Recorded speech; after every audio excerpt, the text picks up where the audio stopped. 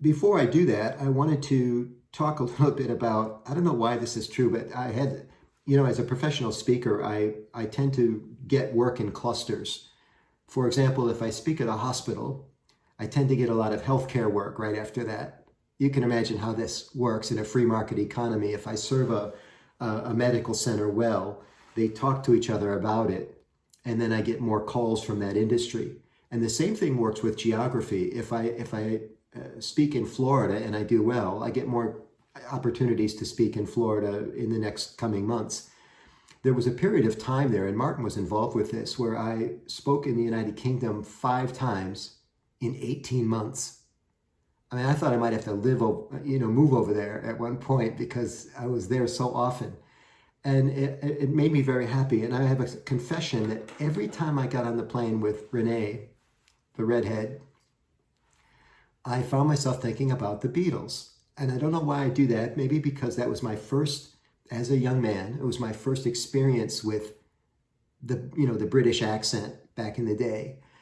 And I was watching the other day a new special. It's on Hulu. Do you have Hulu in your part of the world?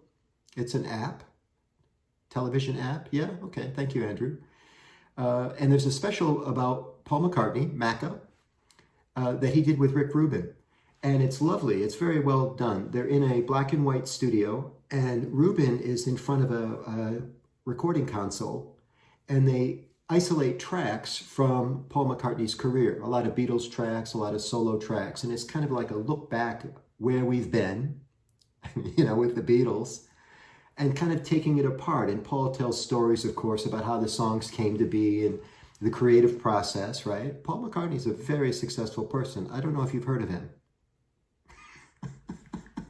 He's done quite well for himself.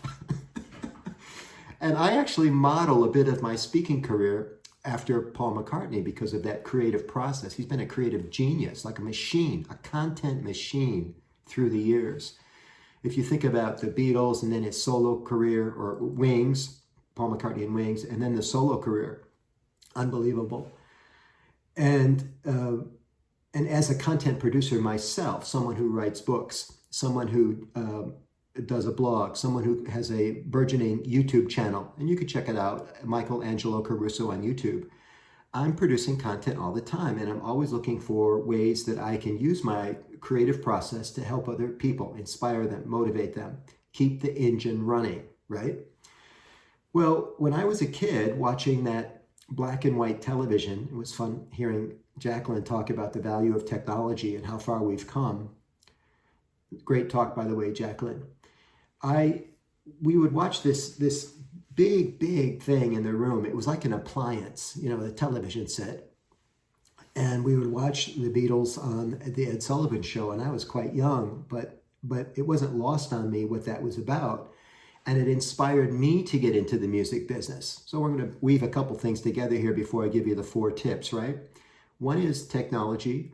One is the evolution, how things move forward, right? And then I'll tell you a little bit about myself simultaneously. So we're doing a lot of things here in our short time together.